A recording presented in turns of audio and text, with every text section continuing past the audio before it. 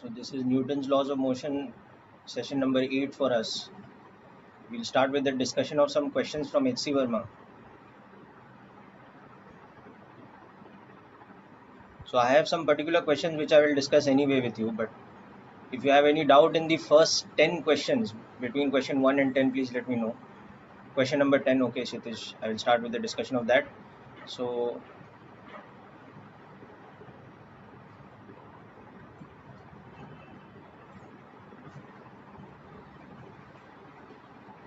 let's start with question number 10. Just go through the question, all of you, I'll explain it.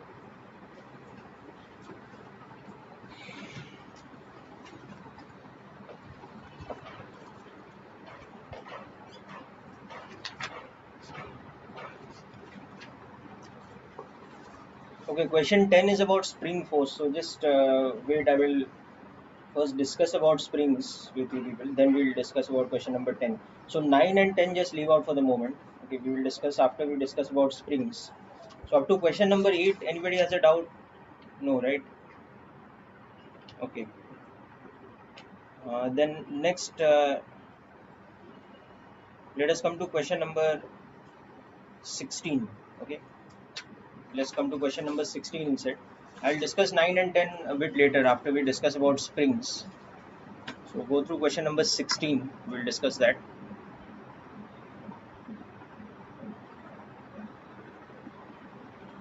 Okay, Prince, question 3 and 6 also. Okay. Okay, so let's do question 3 and 6 first, then we'll come back to question 16.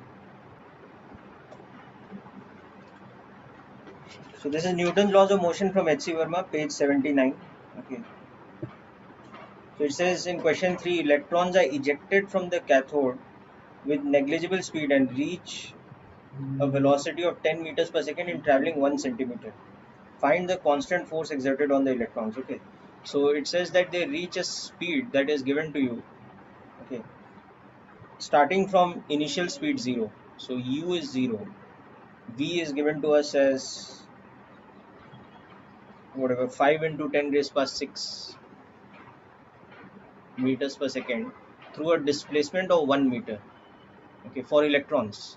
Sorry, 1 centimeter, my mistake. 1 centimeter for electrons.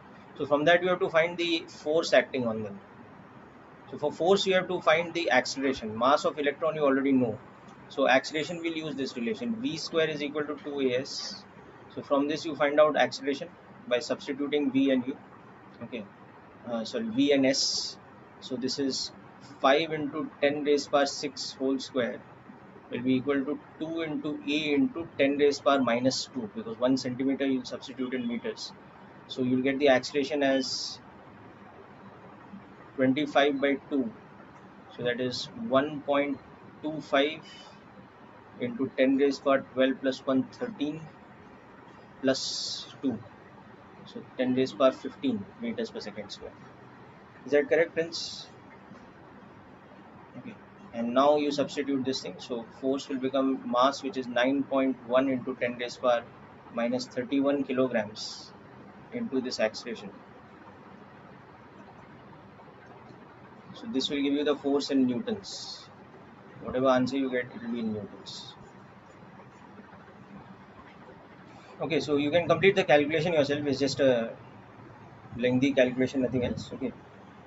Okay, question number 6, you are given a graph, and from that you have to talk about the force acting on the body at various different times.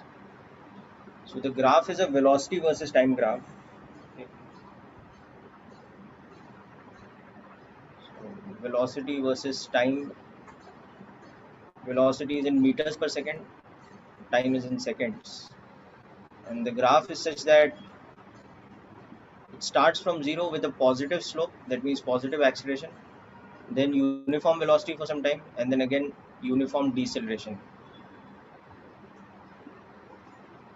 Okay, so in this question, see what you have to do is you want to find out the, for example, you want to find out the acceleration of the body at a certain time. So from the force, from the velocity time graph, how we find the acceleration? We use the slope. Okay. You can see this is 2 seconds, this is 3 seconds, somewhere here is 4 seconds. Okay, then you have 5, 6. something like this. So for example, you want to find out the acceleration at t equal to 2 seconds. Acceleration E at t equal to 2 seconds. It is nothing but the slope of v versus t, because it's a uniform slope. So delta v by delta t is the same thing as dv by dt. So you can find out the slope at this point of time. You can see the slope is, the velocity is going from 0 to 15 meters per second in time of 3 seconds. Okay. So this will become 15 meters per second divided by time of 3 seconds. So it's 5 meters per second.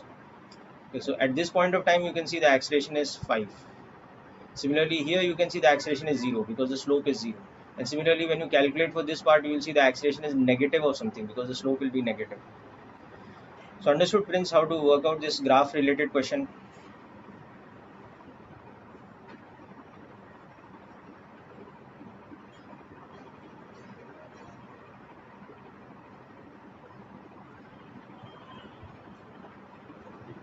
Okay.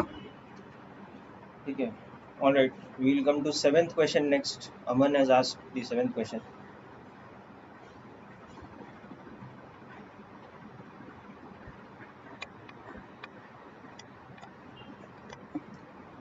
So question 7 is a kind of situation we have discussed. Maybe you have not understood the question properly, because otherwise I'm sure you would have been able to solve it. So you have a frictionless surface on which two blocks are kept.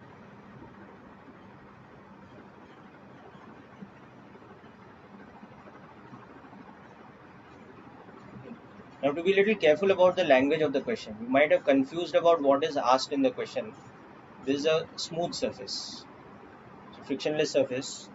Now there are two blocks A and B of mass MA and MB. Okay. Now an experimenter is pushing the system with some force. So that is not the force given to us. That is the force we actually have to calculate. So the value of F that is given is not this one. So we will say that this is the force by the experimenter. So let's say it is the external force applied by the experimenter. Okay, so this is what is asked for us. Okay. So he pushes the block A from behind so that the blocks accelerate. If the block A exerts a force F on B. So what is this force F now? F is the force exerted by A on B. So this is basically what type of force? This is a normal contact force. This is a normal reaction contact force. Which is so that normal reaction contact force is equal to F between A and B. Okay, Arvind, I will come to question 21 also. Okay, let's finish off this first. So now you can see when you make the individual FBDs, free body diagrams, okay, of course this system will have some acceleration A. So when you make the individual free body diagrams, you can see that A and B have forces acting like this in the horizontal domain. The horizontal thing, there is this external force that the experimenter is applying, and this pushes back with a normal reaction, and this applies a normal reaction N, and therefore they have the common horizontal acceleration E. Now what is happening here is, given to us is all this information, that mass of A, mass of B, and this normal contact force is F, and what is asked? The value of the force applied by the experimenter. Okay, so how we'll find that? You can see if you make a combined free body diagram, I'm giving you the shortcut method. If you make a combined free body diagram, you can see that this net external force is equal to mass of A plus mass of B into the common acceleration. Okay, so this is our equation number 1. Now the thing is, we have to substitute the value of A in terms of this. So this equation is coming from this. Okay, now what you do is you take this second free body diagram and write an equation for this. So for B, what is happening? The normal reaction force is equal to mass of B into this acceleration. So the normal reaction force is nothing but F. So that is A. Okay. So this is my second equation. Now what you do is, from the second equation you substitute the value of A here. So substitute E, because E is the unknown quantity, no? F is given to us. Okay. So substitute that here, and this will become what? That this external force is equal to ma plus mb into f divided by mb. So then you just take the mb inside the bracket and you'll get the answer. Is the question clear, Aman?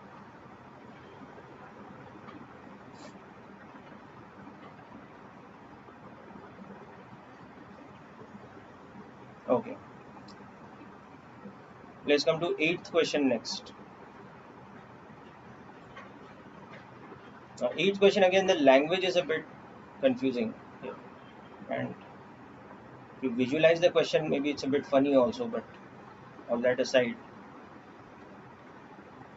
So what is happening in the 8th question is that raindrops are falling on the head of a person who's bald. Okay. So let's imagine that this is the surface of the head in a magnified sort of way, and this is a raindrop which is kind of spherical, which is falling on his head. Okay.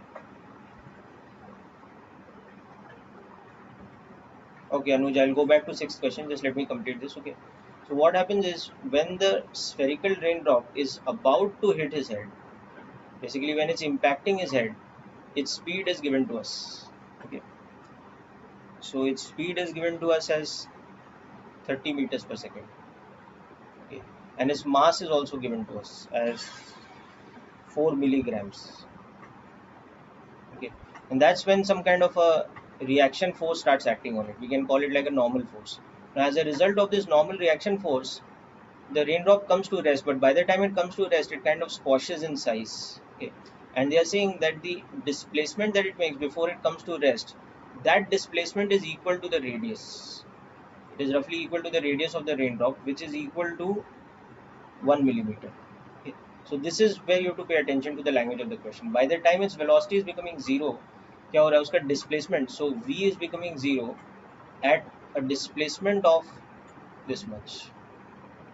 Okay, and the initial velocity, that is the impact velocity, which is 3 meters per second. So from this information, you can find out the deceleration of the raindrop. So the average deceleration will become u square upon 2s, using that relation that v square is equal to u square minus 2as in this case, because it's a deceleration. So from this you find out how much the a is. Okay, and then from that you find out how much the reaction force n is, because it is mass into a. Actually, it is like this. The proper diagram is like this. N will be this plus mg, because the net force will be n minus mg. No? So the reaction force n you have to calculate. So n minus mg will be equal to ma, because it's decelerating upwards. So n will become mg plus ma. So you substitute this over here and you find out how much this reaction force is. Okay, Aman, hope this is clear.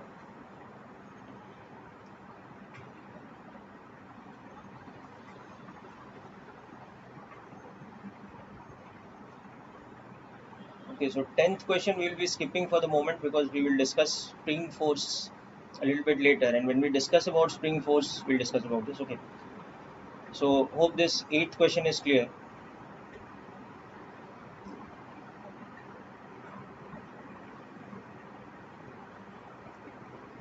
Okay, now let me move back to the solution of the 6th and 7th question once, then we'll come back to this. So in 6th question, you have to find the slope of the graph.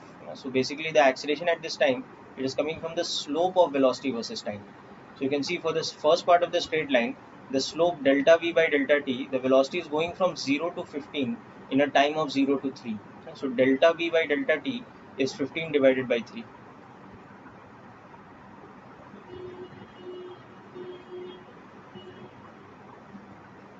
So once you find the acceleration, multiply it with the mass, that will give you the force on the body.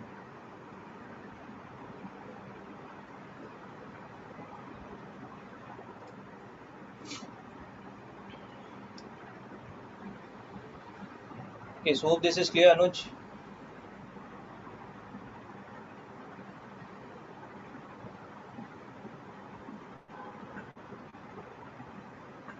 Okay, now let's move on. So Aman, coming back to your doubts, 10th question I said we'll be discussing a little bit later. Next, let's move on to 12th question. So go through the 12th question, all of you. I'll explain it.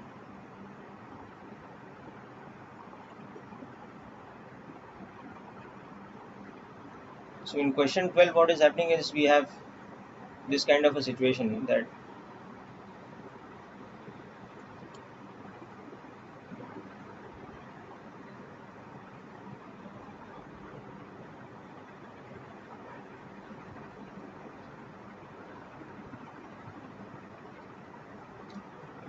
we have a person who's stuck in a sort of ditch kind of thing,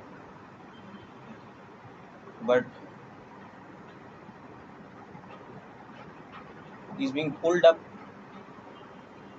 using ropes.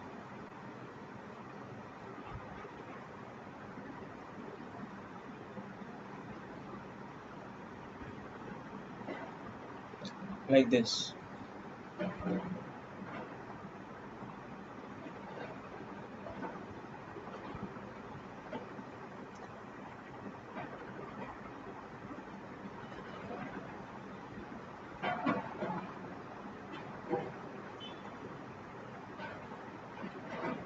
Right, so there's a person in the ditch over here who's being pulled up, but he's being pulled up very slowly, so his acceleration is tending to zero.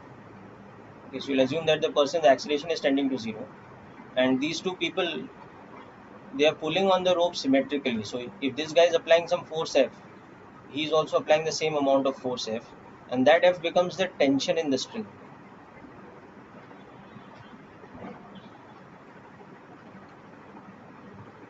Okay. So the tension in the rope is T is equal to the force that the two people are applying at the top, the horizontal force with which they are pulling. So that's the first equation. That's the first thing. Okay. So now that given the mass of this person is how much now? Okay, in terms of m we have to find out. Width of the ditch is given as d. Okay, using a light rope, show that the force increases as the man moves up. Okay, so we have to show that the amount of, so let's assume the mass of the person is some m. Okay, and this depth is h. So what we have to show is that the amount of force increases as he goes up. That means as h decreases, we want to show that the f has to increase as h decreases. That is, as the person goes up, so h will decrease. Okay. So what we do is we make the free body diagram of this person who's in the ditch. So there are these two tensions acting symmetrically on it, and there is mg acting vertically downwards. Now let us assume this angle is theta. This angle. So if I draw vertical here, this angle is equal to this angle, which is theta. Okay. So I have 2t cos theta has to balance mg because his acceleration is tending to zero. He's moving very slowly. So that becomes my second equation. So now combine these two equations and you get t, which is equal to f is equal to mg by 2 cos theta. Okay, now let us see what cos theta is in the diagram. So look at this triangle here, this triangle.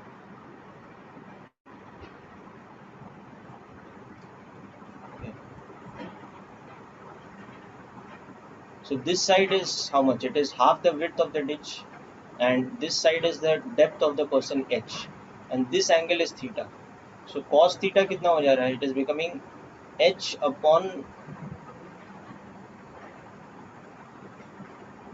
root of h square plus d square by 4. Okay.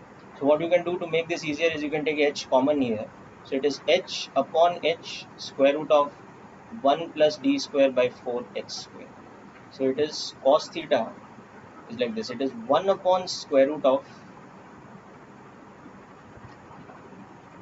1 plus d square by h square, 4h square, like this. Okay.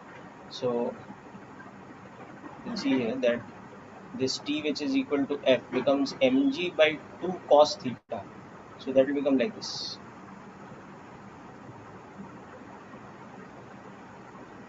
Okay. So this thing now you can easily analyze that as h decreases, that is the man goes up. Okay. F increases because H is in the denominator.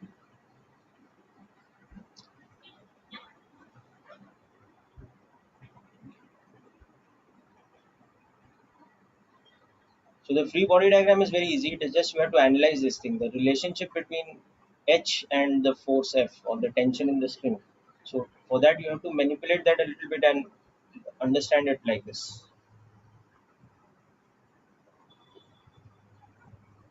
Okay, so that is the 12th question.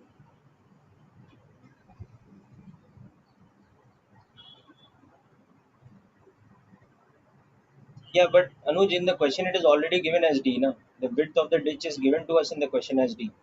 And that height is given to us as H. That's why I've taken it that way. Okay,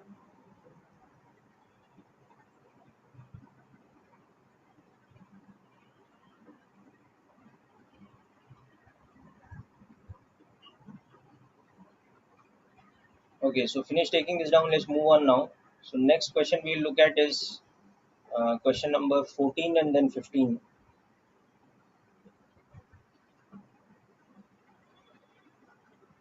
14 and 15 are actually very similar. Even 16th question is similar. They're all application of pseudo force concept. Okay. So question 14, 15 and 16, they're all similar. In this we have to apply the concept of pseudo force in non-inertial frame.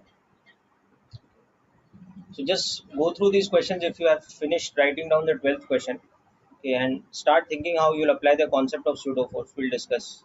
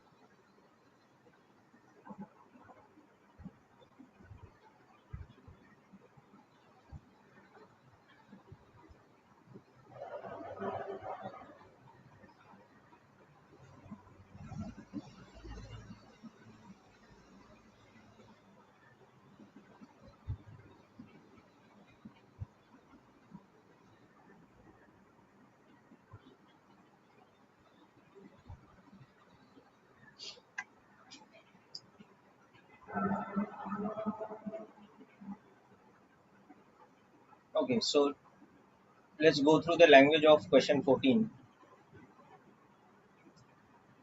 So it's saying that you have a pendulum bob of mass 50 gram which is suspended from the ceiling of the elevator, and you have to find the tension in the string in various cases. So in the first case, the acceleration of the elevator is upwards and it's equal to 1.2 meters per second square. Okay. So in the first case, it is going upwards with an acceleration, let's say E naught of 1.2 meters per second square, the elevator. So when we make the free body diagram of the bob, okay, we have an option. We can make it from the reference frame of the person inside the elevator. So in that case, we are talking about the non-inertial observer. Okay. Or we can make it from the ground frame. So if I choose the non-inertial frame of the elevator, so my observer is inside the elevator. So my observer himself is going up with an acceleration of e naught. But then in this frame, what is the state of the bob? It is at rest. So forces should balance. But what all forces will be acting?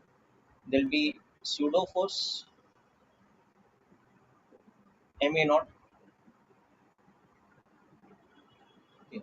And then of course there will be the regular forces, which is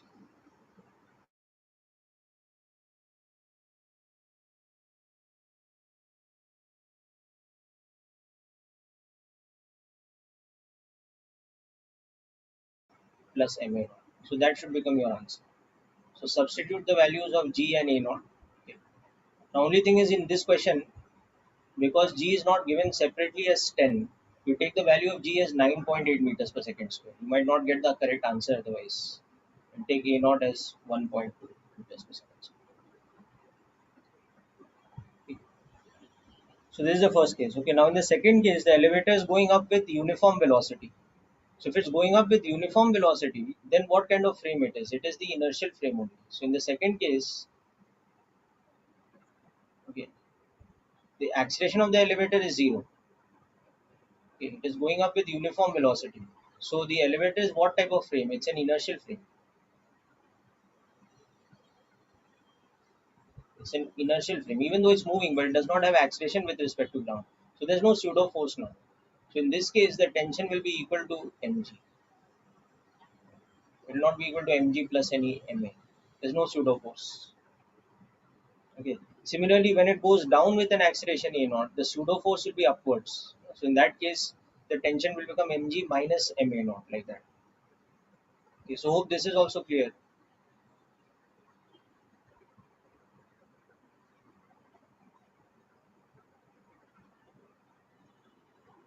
Okay. So Aman, hope this question is clear.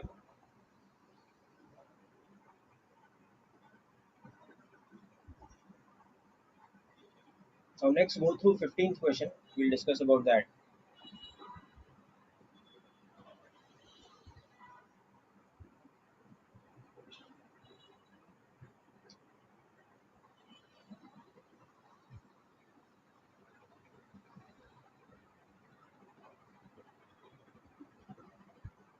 Yeah. So Aman, as I was saying, in option D, what is happening? It is going down with an acceleration of 1.2. No.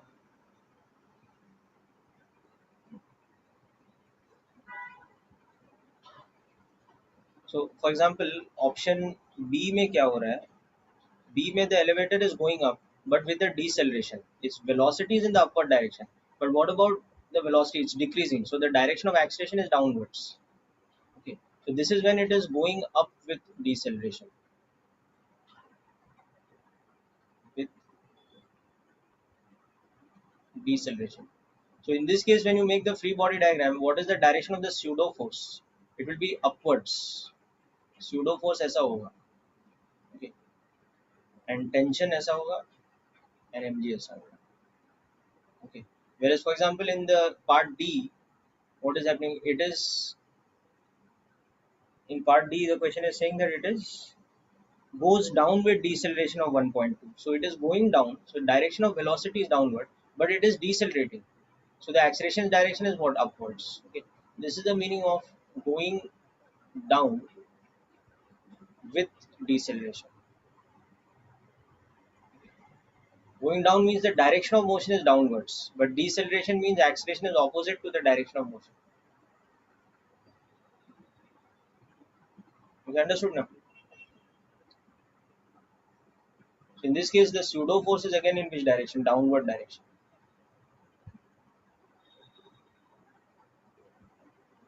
So that is the difference between going down with acceleration and going down with deceleration. If it's going down with acceleration, then a naught will point downwards. But if it's going down with deceleration, a naught will point opposite to the motion, so it will be upwards. Is the D part clear, Aman?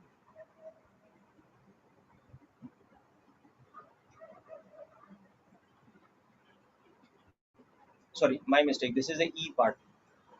Going down with deceleration is the E part. Okay. The D part was going down with acceleration. So going down with acceleration. ये कैसा दिखेगा? The direction of motion is downwards, so velocity is downwards, and it's accelerating. So the direction of acceleration is also downwards.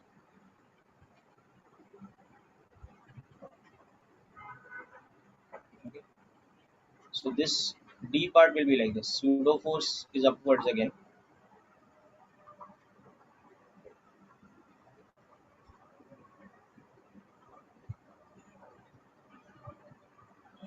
Okay. So this is the D part. In this tension will become m into g minus a. Whereas this is the E part. where tension will become again m into g plus sigma. Whereas B part was like this. Okay. And C and F, of course, there's no pseudo force because the velocity is uniform.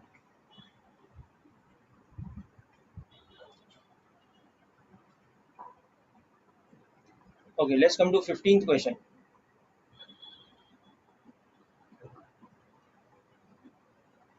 So in 15th question, we again have the situation of the person inside the elevator, but this time it's a man who's standing on a weighing machine.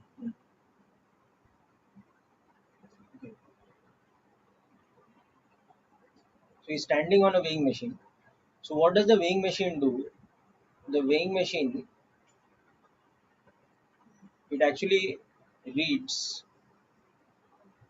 the normal contact force,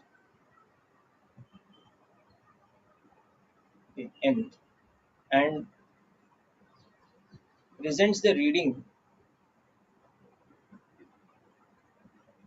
in, so it presents the reading as mass, okay, in kilograms as n by g, these many kilograms. So it doesn't actually read the weight, it reads the normal reaction. Okay. So if the elevator is going up with zero acceleration,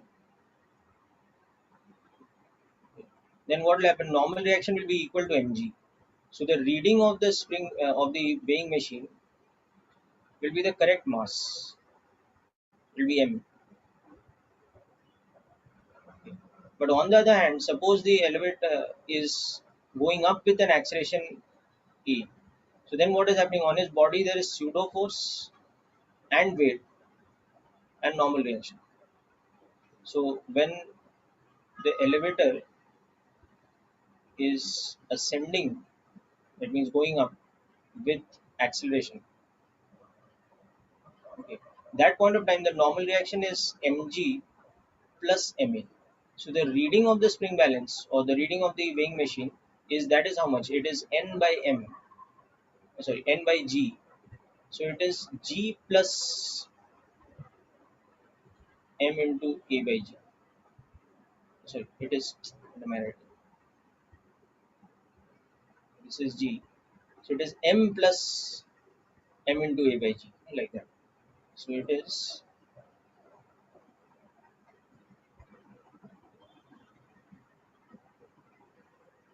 take g common, it is m into 1 plus e by g. Okay. So the reading is greater than the true mass. Okay. And similarly, if the elevator is ascending but with deceleration, okay, that point of time what is happening on his body? There is pseudo force acting upwards. So the normal reaction becomes less than the true weight. So the reading of the spring balance, okay, or the reading of the weighing machine. So when the elevator is ascending, that is going up with deceleration E. That means E is pointing downwards. At that point of time, the normal reaction will be mg minus ma. So the reading of the this thing will be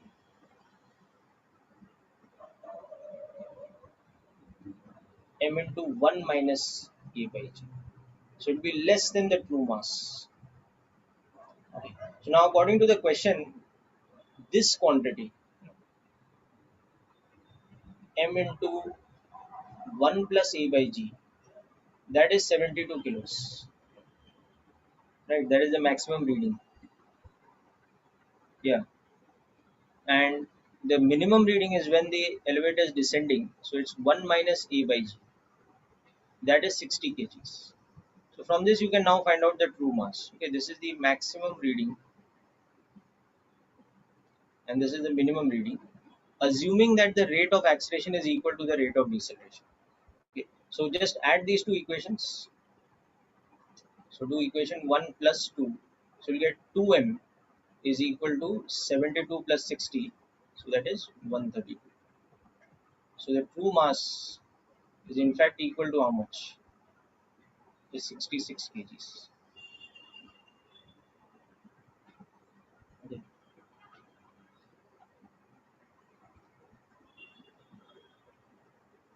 So the true weight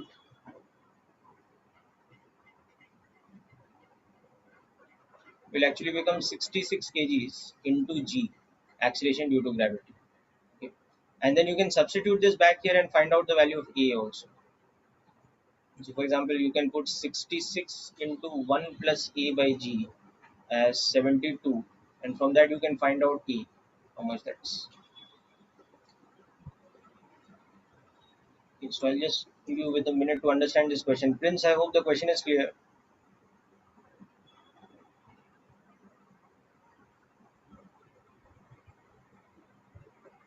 Okay, good. So finish this question and make the free body diagrams for question 16. We'll discuss. Okay. So finish writing this question if you are noting down. And question 16, make the free body diagrams of the two blocks in the non-inertial frame of the lift of the elevator. That is the key to solving the problem actually. So start with this, then you'll understand what to solve. Okay. So go through question number 16, okay, and start with what I've told you, the free body diagrams, and from there hopefully you should be able to solve it yourself. We'll discuss.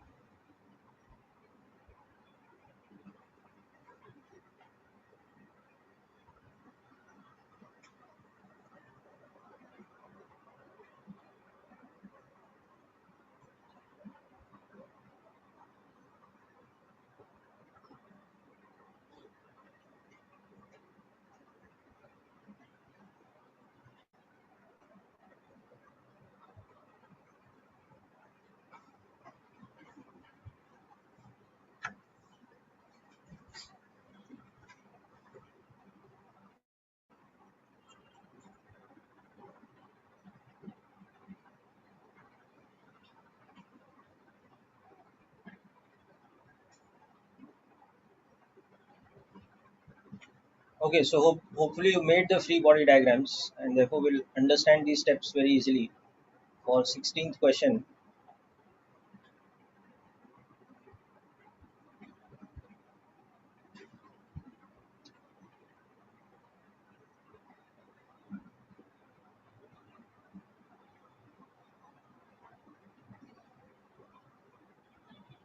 so what is happening is inside the elevator, we have placed this spring balance. Okay, and attached to the spring balance is our pulley.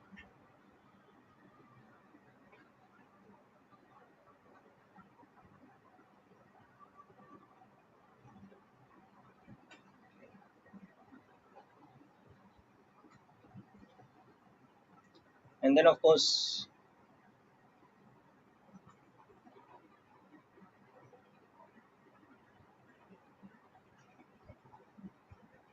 there's a string going around with the two blocks.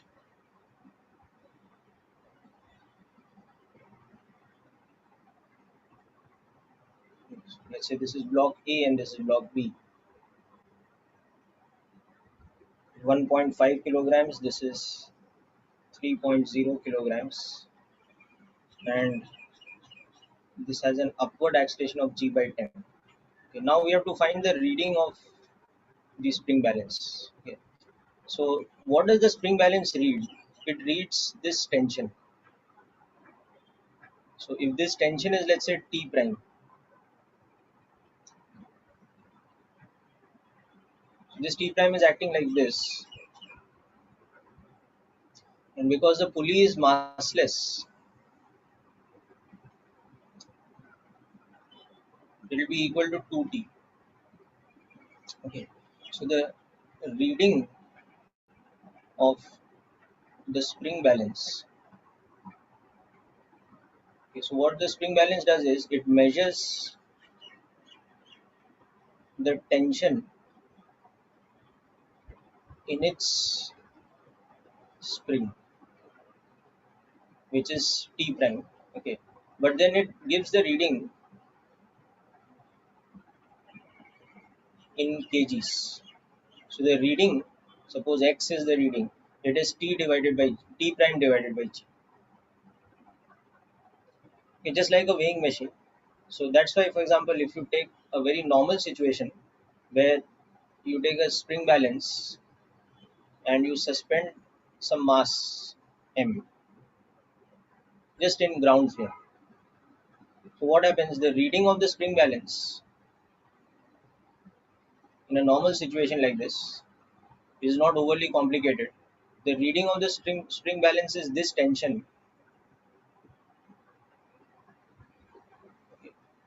and that tension is equal to the weight of the object. So the reading it gives, let's say x, which is T divided by g, is the true mass. Okay, just like a weighing machine,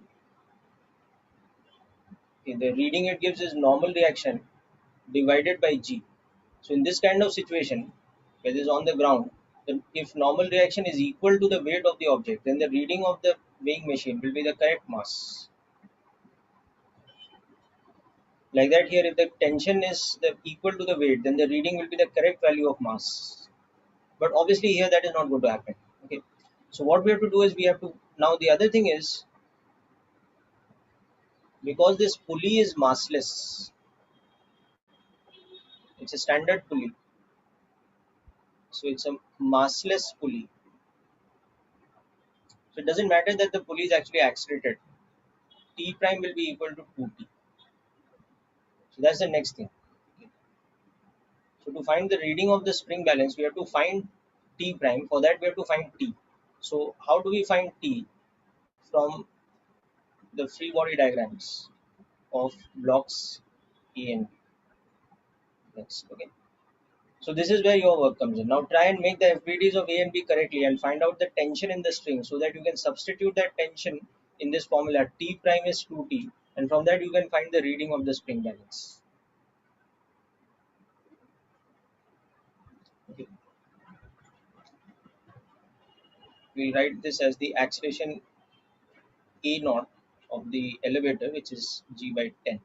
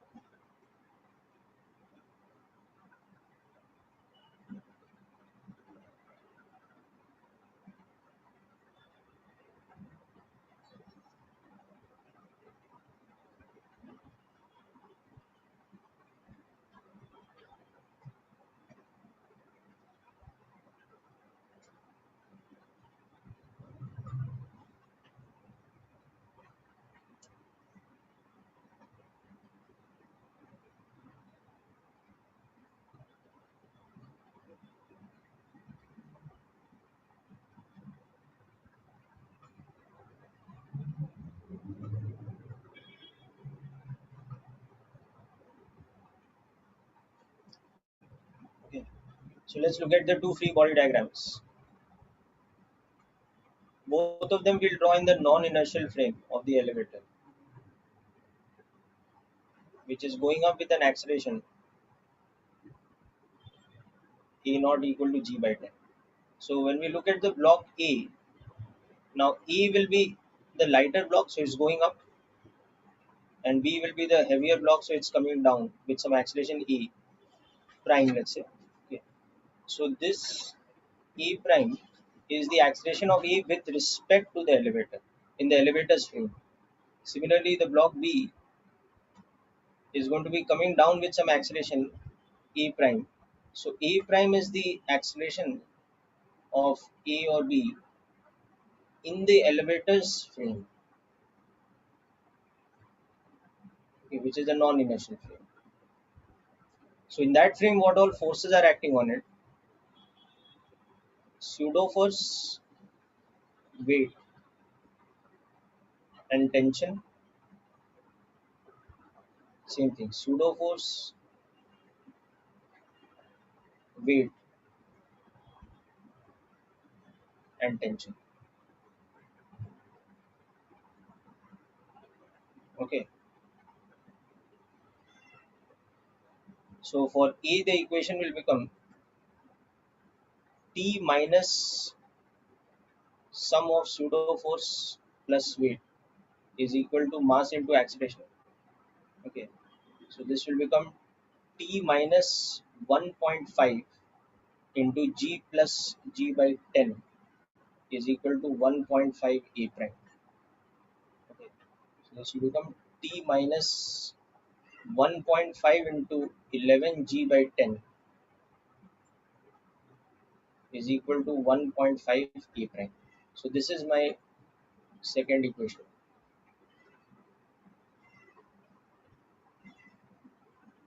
Okay. And for B, as you can see, the net force is downwards. So the sum of weight plus pseudo force minus tension is equal to mass into acceleration.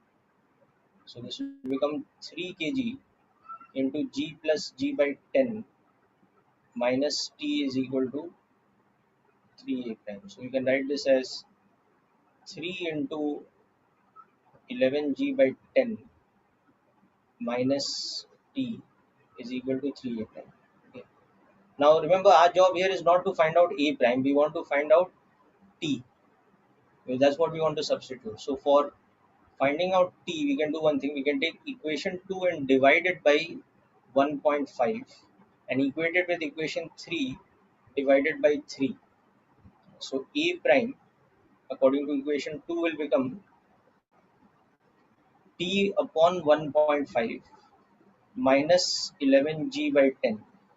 And according to equation 3, that same thing will be 11G by 10 minus T by 3. So we can do this now. T into 1 upon 1.5 plus 1 by 3, okay, is equal to 2 times 11g by 10. So this will become T into 2 by 3 plus 1 by 3 is 11g by 5. So the tension actually becomes 11g by 5. Okay. Now you substitute this in equation 1. So T prime, which is 2T, becomes 22g by 5. Okay. And therefore the spring balance's reading,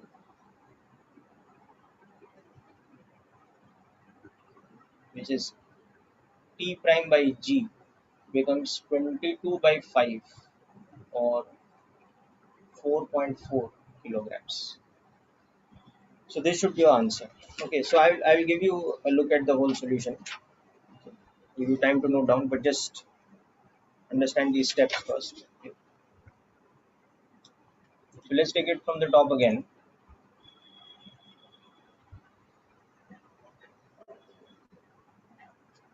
So as you can see, it's all about understanding that first of all, you need to find out the tension in the rope that is attached to the spring balance. The rope that is attaching the spring balance to the pulley.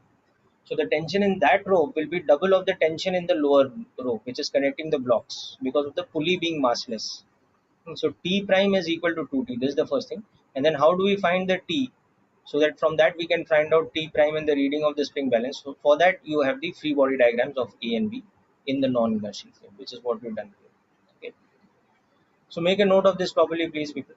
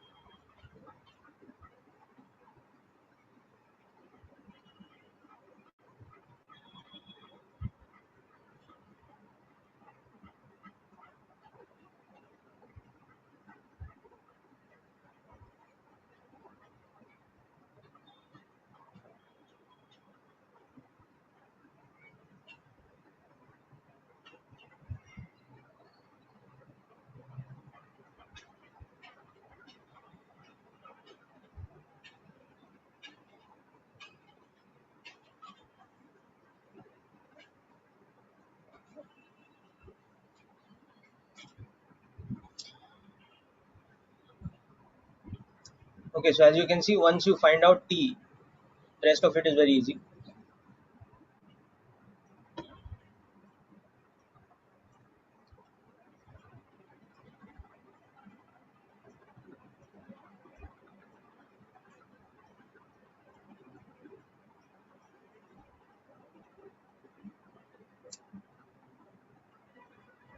So 16 is done. Next, we'll be discussing question number 17 and then coming to 21 and 24. Okay. As a 17 is again spring force, Prince. So we will leave out 17 for the moment, and we'll come back to question 17 after discussing about springs. So now let us come to question 21 directly. Next, we'll discuss question 21 next. So go through it.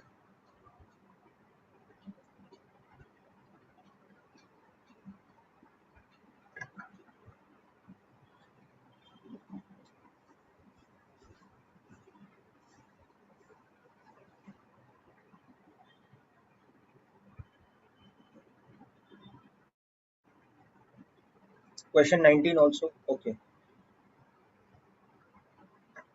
we'll discuss 19 and then come to 21, and then 24 after that.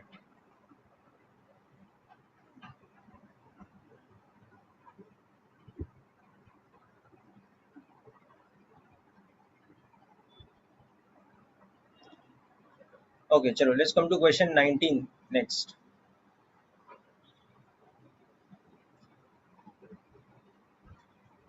So question 19 is saying that the force of buoyancy exerted by the atmosphere on a balloon is B in the upward direction and remains constant. So buoyant force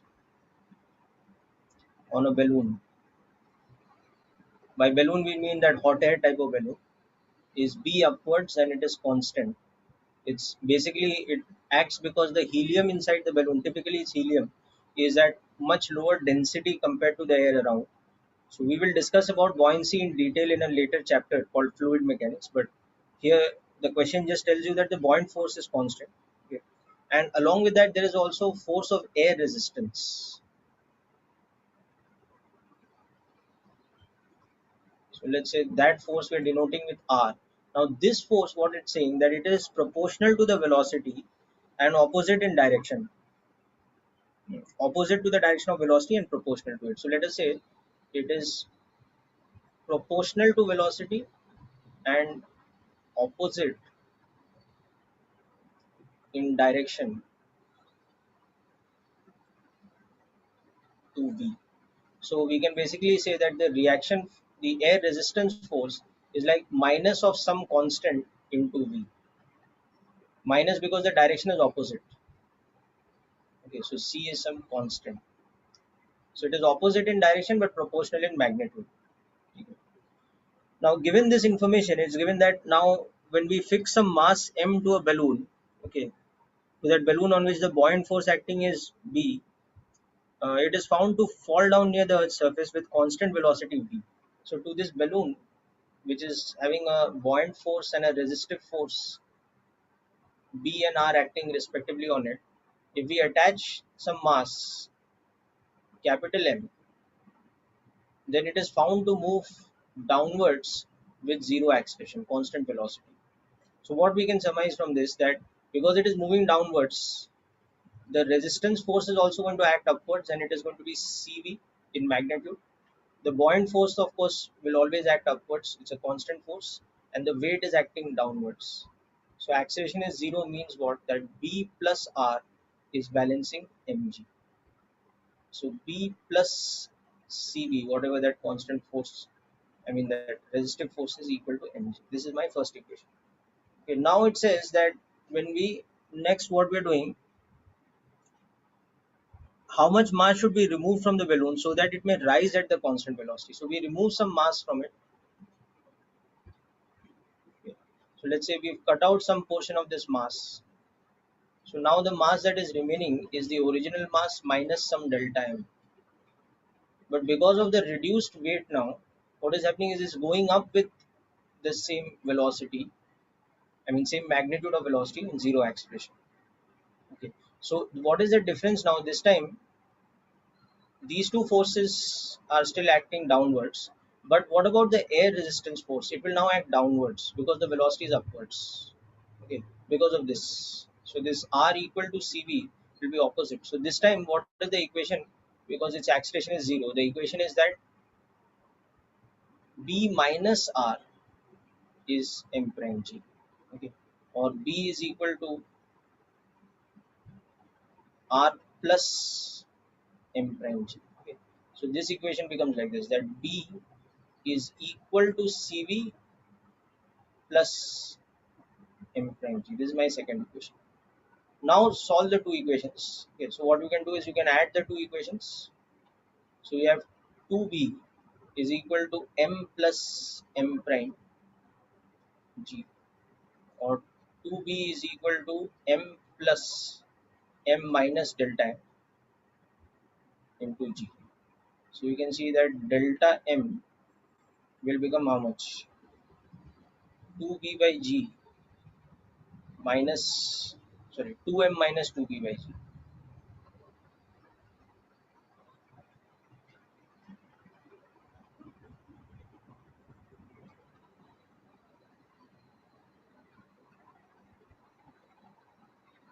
ऐसा हो जाएगा. Yeah. So this is the amount of mass you have to remove. So friends, hope this question is clear. Write this down quickly and let's come to question 21 next.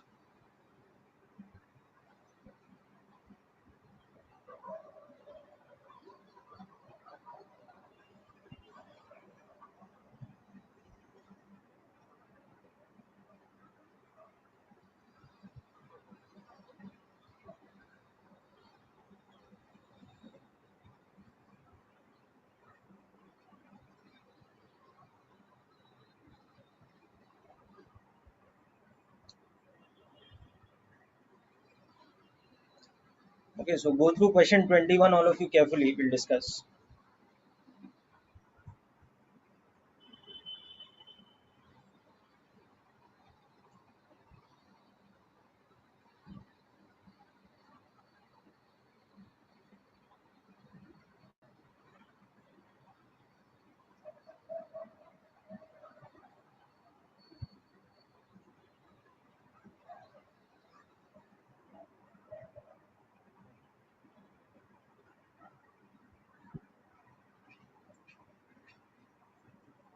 Okay, now question 21 is slightly different type of question because it involves the application of cross product, something we haven't seen as yet in Newton's laws.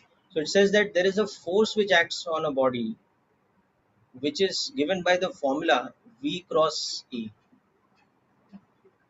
Okay, this kind of a force. So actually later in class 12th we will study that this type of force is actually a magnetic force. It depends on magnetic field and velocity of a charged particle. So when we project a charged particle inside a magnetic field, it experiences this kind of a force. But anyway, without worrying about that, just sticking to the formula given in the question. So here V is the velocity of a body,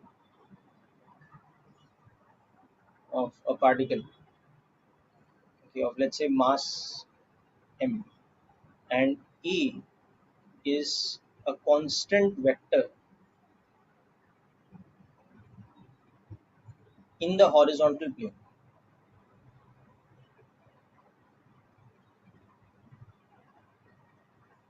Okay.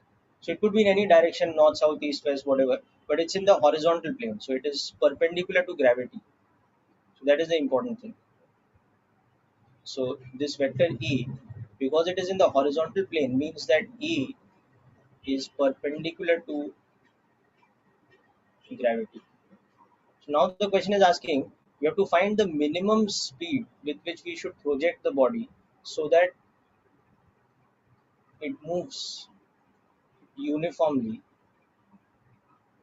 So what it means that it moves uniformly, it means that its velocity is constant. So that means acceleration should be 0. So that means the net force on it should be 0. So what this statement means, that the net force is 0, it means that the external force and gravity together should give you 0. So that means whatever force is acting on the body because of capital A vector, it should be minus of mg, or v cross A should be equal to minus of mg. Okay, this is the meaning of it. Okay. Now we'll visualize this by drawing a diagram also. But up to this point, is it clear, Arvinda? Have you understood the language of the question up to this point here?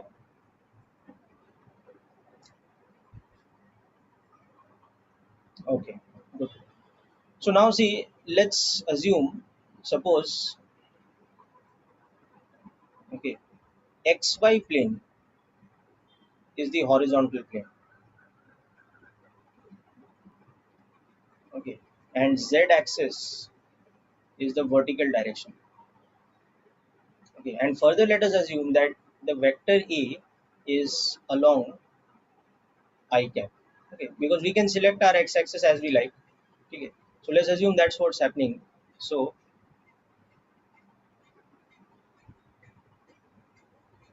let's assume that this is our x axis, okay, this is our y axis. Just a minute.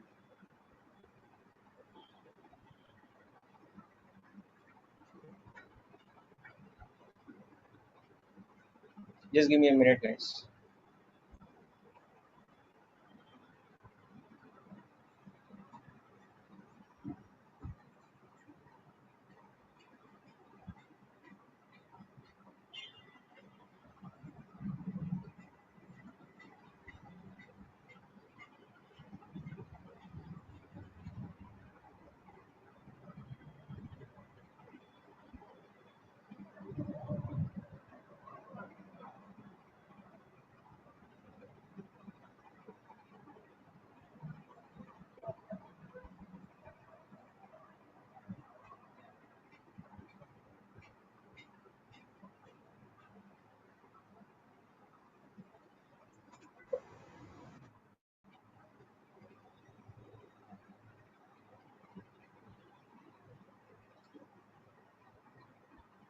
Right. So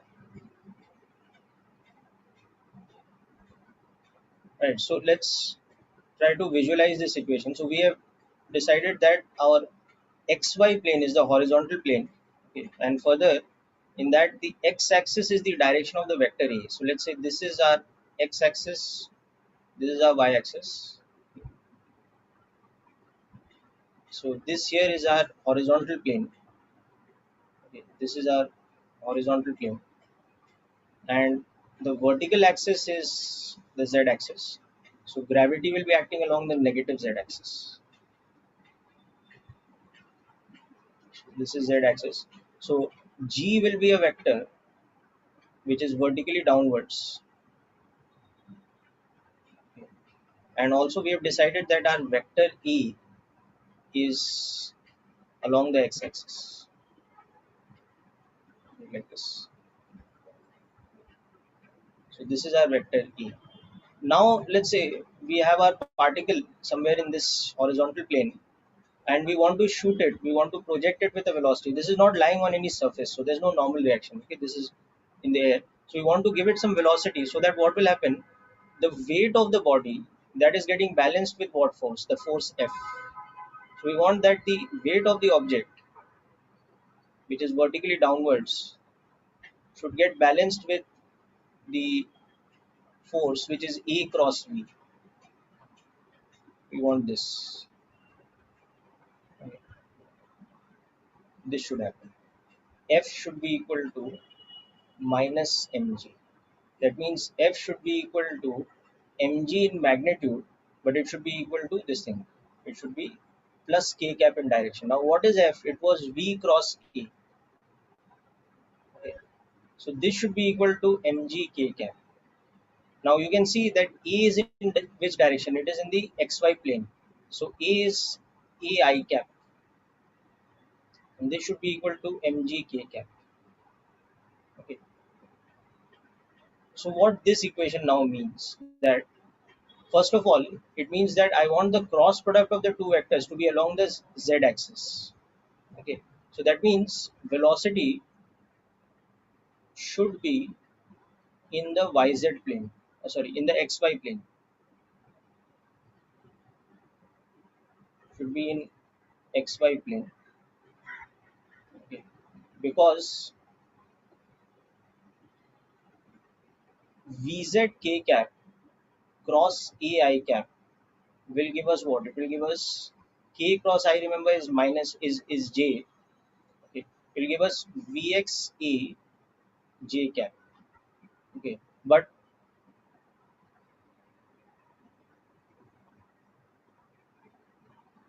sorry, Vz k cap. If we have a z component of velocity, if we have a z component of velocity, then its cross product with the vector a will give us something along the y-axis. But the force F should not have any y component. Okay, because the force should be purely along k cap. So that means Vz should be 0. Okay. So that means my velocity should be only this. Its z component should be 0. Okay. So just make sure this point is clear. Arvinda, go through this carefully once, and all of you make sure this point is clear. If you want your force to balance the weight, that means your force capital F should be along your z axis. It should be mg k cap. So given that the force is v cross a and a is along the x axis, so that means the z component of velocity should be 0. The velocity should be lying only in the xy plane. Only then your cross product with force can give you z component of force. Okay. We want this thing that v cross a should give us mg along k cap, but this is along x axis. Okay. And this is along z axis. So that means this has to be in the xy plane.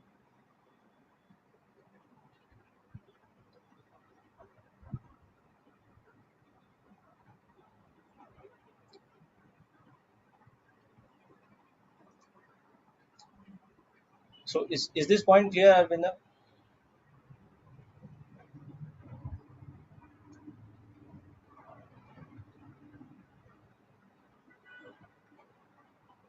Good. Okay. So this is the main point of understanding the question. So once you got this, now you substitute this here. So V cross A should be equal to minus of mg when you substitute this in this equation. So I want this Vx I cap plus Vy j cap cross product with A I cap should be equal to mg k cap. So what this shows me, I cross I is 0. So Vy into A should be equal to mg. So Vy should be mg by A. Okay. And Vx does not affect the force F.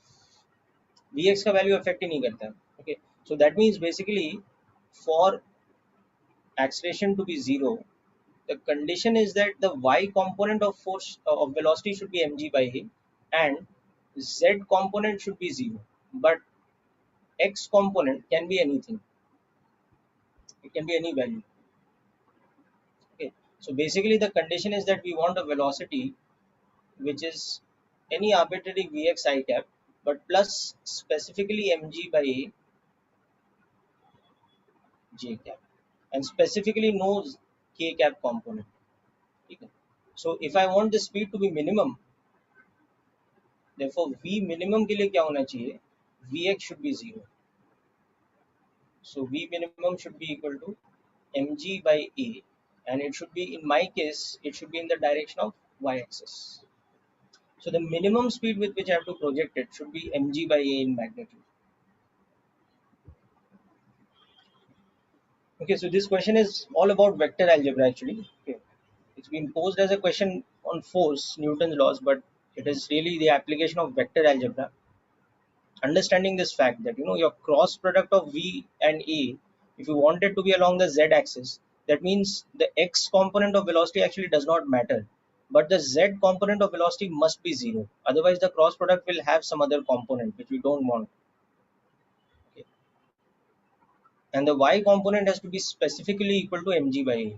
So any velocity of the type vx I cap plus mg by a j cap will give you the condition that the force balances the weight. The force F balances the weight mg. So if I want to give minimum velocity, it should be just mg by a j cap.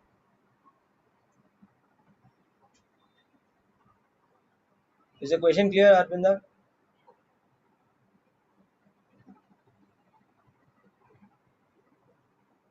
Okay, good. Okay, so make a note of this, those who are writing this down, and move on to question number 24 otherwise. Okay, if you finish writing this down, move on to question 24. Now in 24, I will give you a hint of how you can start. First, make a free body diagram of the entire rod, okay, to get its acceleration. And next, make a free body diagram of a section of the rod which is 10 centimeters from the left or 20 centimeters from the right. So imagine you've broken the rod into two parts, okay, 10 centimeters from the left or 20 centimeters from the right, and make an individual free body diagram of either the left part or the right part. And from that, you will come to know what is the tension in the rod at the in between point. Okay. So go through question 24 and try to apply what I'm saying. First, make an FBD of the entire rod in 24 and get its acceleration. Next, make an FBD of one part of the rod, either the 10 centimeter part or the 20 centimeter part. And from that new free body diagram, you will get the tension in that section which is drawn. So try out the question, people.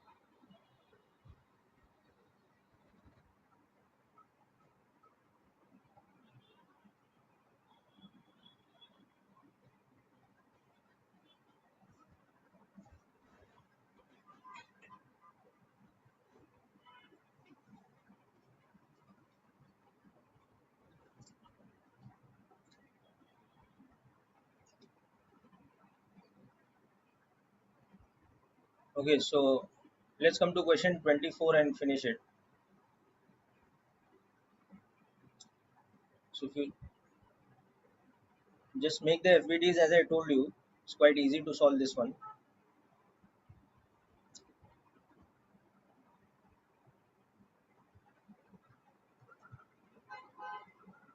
So on the surface of the table, we have this uniform rod. Uniform means its mass is distributed uniformly.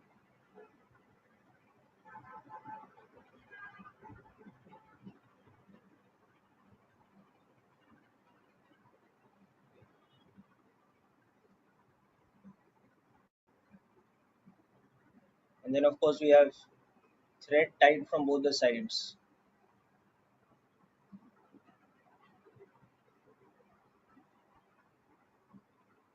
going around two pulleys like this.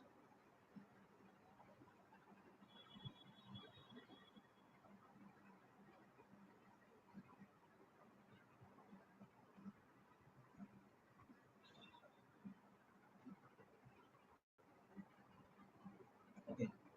So what is happening is this side is being pulled down with a force of 32 newtons, and this side we are pulling down with a force of 20 newtons. Okay. So as a result, this thread develops a tension T1, let's say, and that T1 will be equal to F1, which will be 32 newtons. Whereas this side develops a tension T2, and that tension will be equal to the force we are applying from that side. So the second thread develops a tension of 20 newtons. Okay. So on the block you can see, being a smooth surface on the rod rather, okay, there is no other horizontal force other than tension. So T1 dominates over T2, so it has a horizontal acceleration A. So if you take the full rod, the free body diagram of the full rod, okay, so let's say this end of the rod is A, this end of the rod is B. So for the entire rod AB,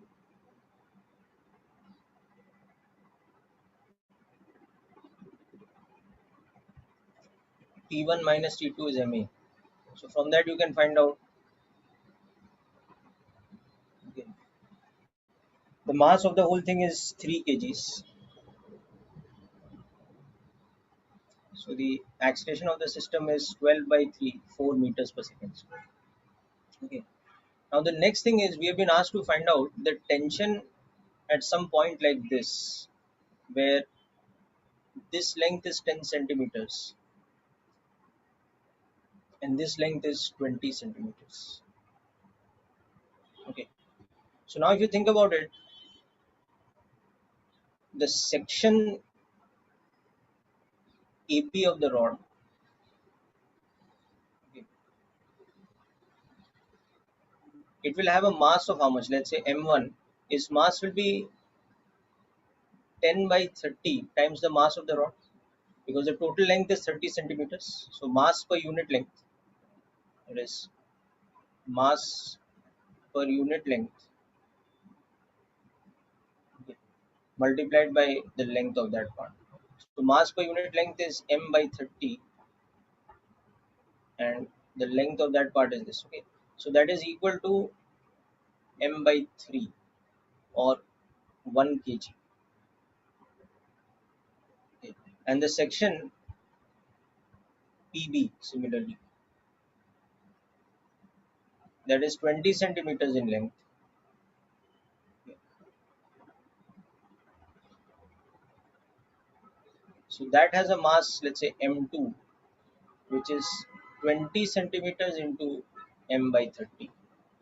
So that's two-thirds of mass m. So that's 2 kg.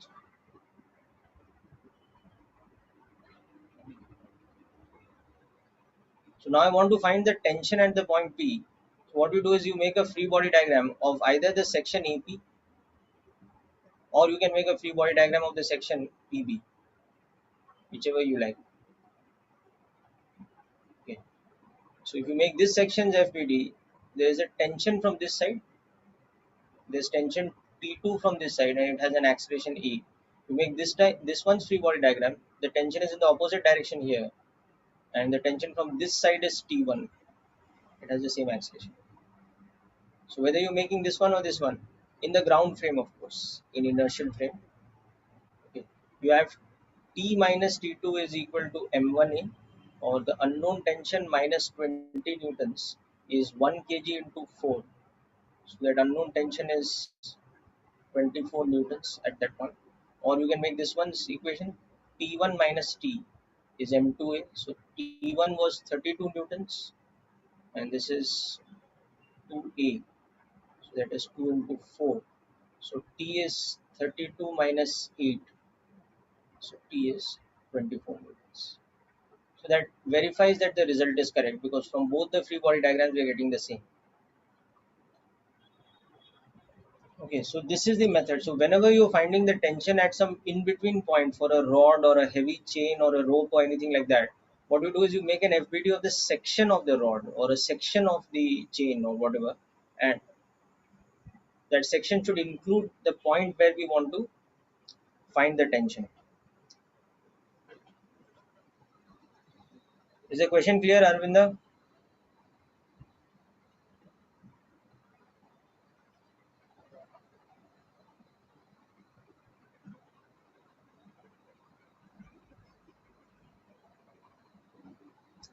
Okay, good. Yes, Aman, will come to question 35, but before that, we'll solve question 28.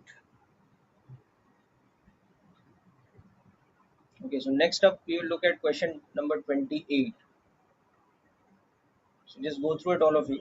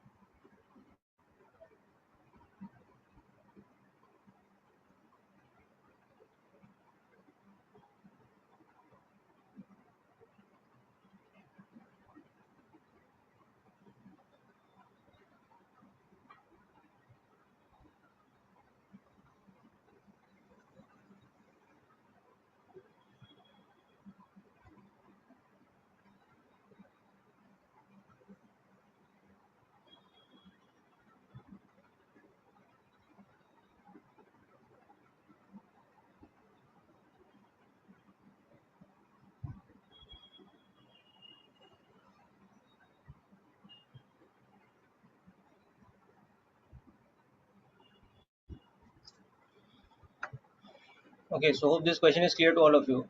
Now let's move on to question 28.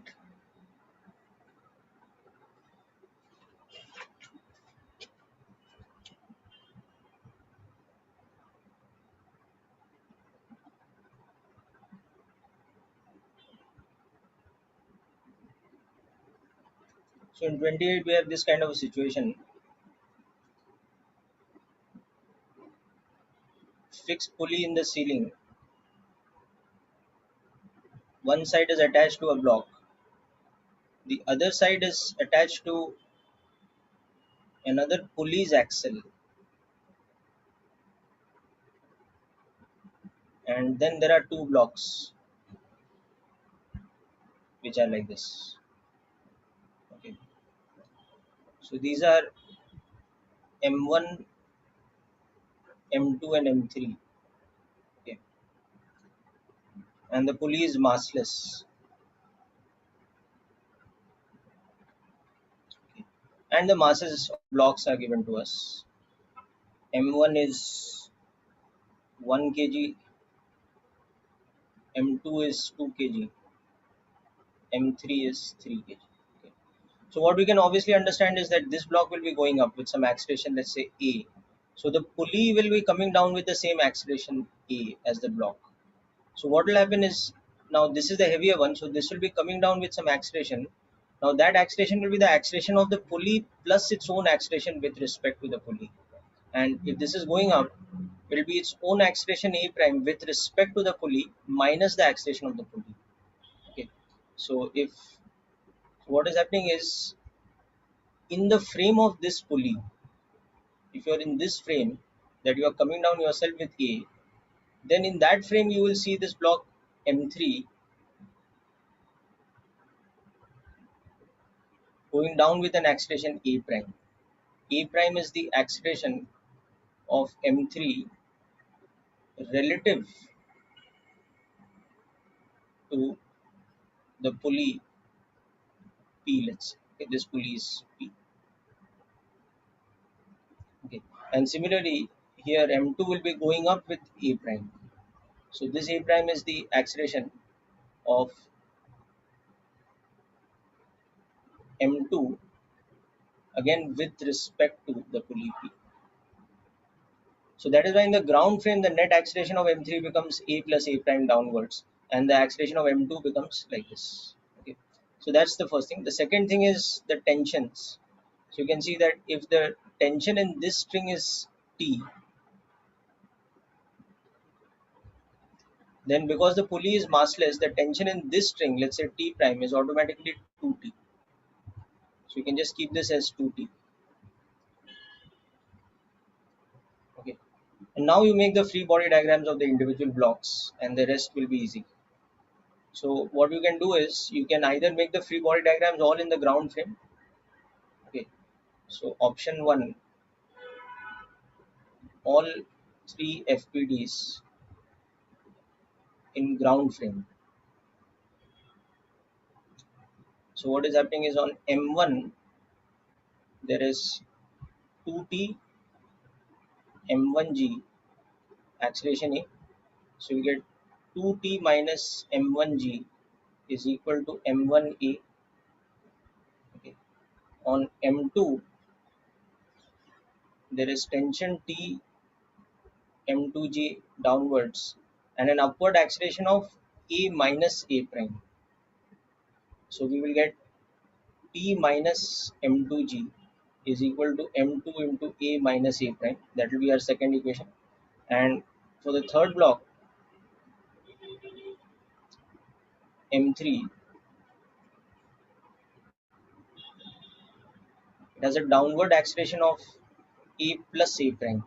So the equation will become M3G minus T is equal to M3 into A plus A prime.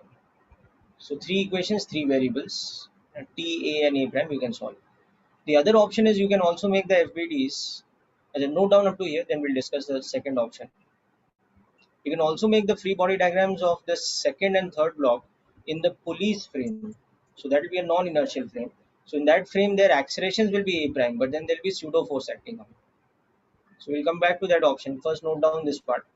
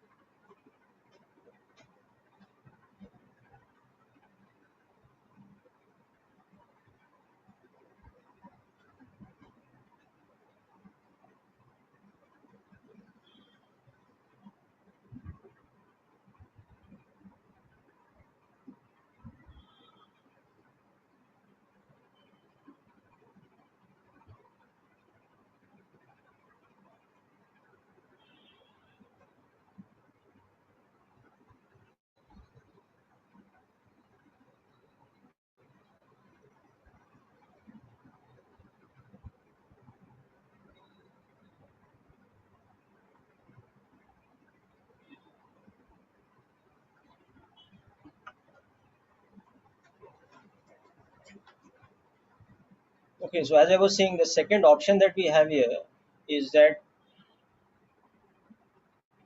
we can make M2 and M3's free body diagram in the non-inertial frame of the pulley P. So in that frame we make the FBD. So M2's free body diagram is in the frame of that pulley, which itself is coming down with acceleration A. So M2 is going up with acceleration A prime, and M3 is coming down with acceleration A prime. Okay, but there will be pseudo force on both of them. So space pseudo force M2A upwards होगा, space pseudo force M3A upwards होगा. And apart from that, the normal forces of tension and weight, tension and weight. So this one's equation will become net upward force is pseudo force plus tension minus weight is mass into acceleration. But this equation, if you notice, is the same as the equation 2 here. This and this are the same. If you just take the A to that side, you'll see it's exactly the same.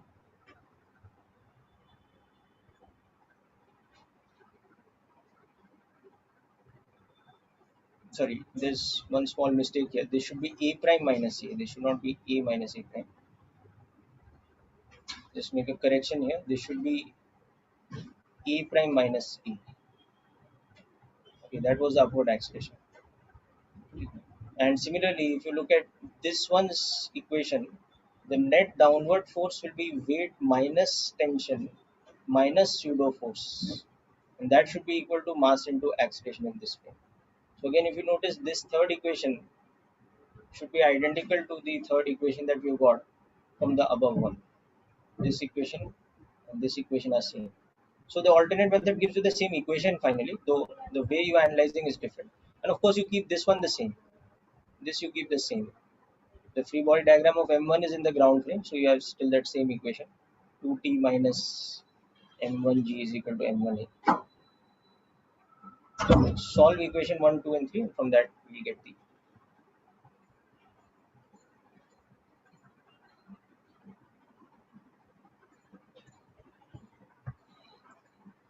Okay people, so hope both the methods were clear for the free body diagram. Now let's look at question 35, which Aman has asked. Okay. In between, there are quite a few problems like 31, 32, etc., which are to do with the system of pulleys and constraint relation. So hope all of you will be able to find that it's not too difficult. Okay. They're all easy ones because the ratio of accelerations will be just 2 is to 1, because there's just a simple case of two pulley system, not the complicated type that we have discussed in the last couple of lectures. So anyhow, let's come to question 35. So question 35 is a case of again correctly making free body diagrams. Okay, so we have a system like this wherein we have one pulley attached here,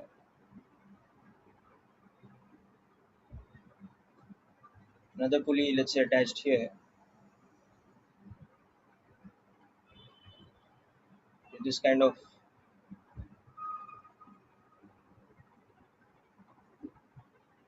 system.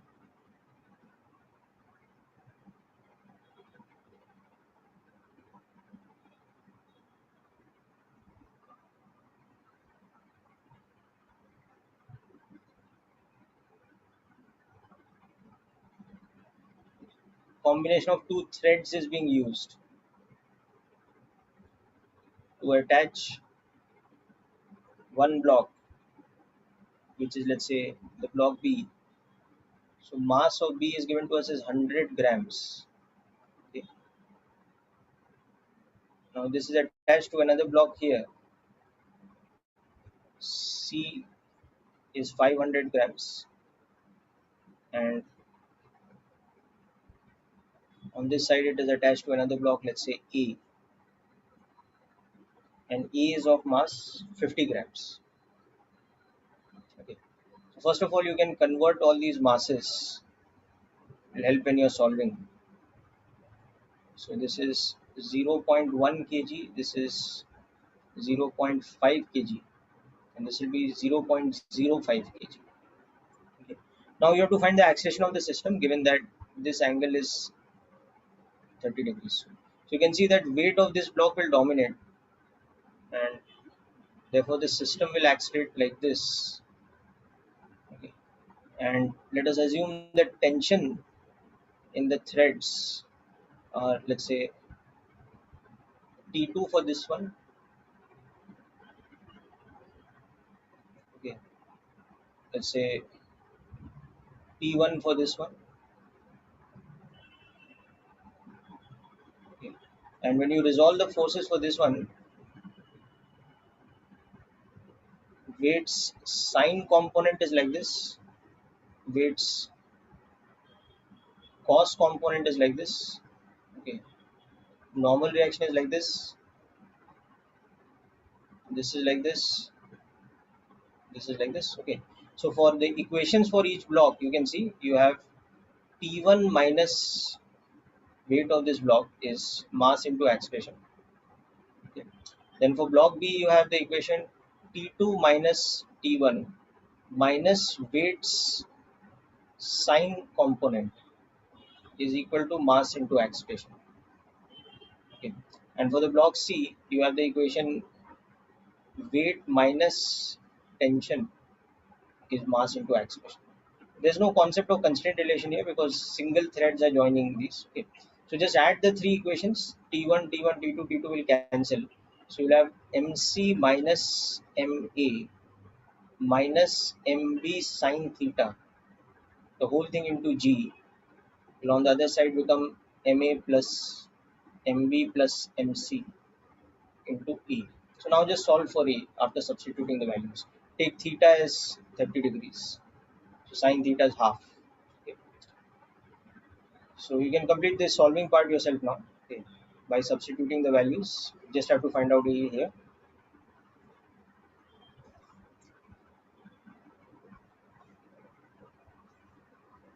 Okay, so make sure you work out all these questions and try to complete HC Verma completely up to 42nd question this weekend. So next lecture we can maybe discuss a couple of more questions and then move on to friction, which will be the next chapter. Okay, and as we move on to friction, you also start working out questions from the module. So the module exercises will have mixed questions of friction as well as Newton's laws without friction. So you just pick out the questions from the exercises which are excluding friction at the moment and you try them out. But first finish HC1, then only move on to the module. Okay. We will also discuss about spring force in the next lecture. So then we can finish those questions related to springs also. Okay, people. So that's it for today's session. Wish you all the best. Remember to finish all the problems of HC Verma other than the 3 or 4 questions related to springs which we have left out. But the latter part of the questions, question 25 onwards, they are all solvable for you. So make sure you complete these. Okay, that's it for today's session.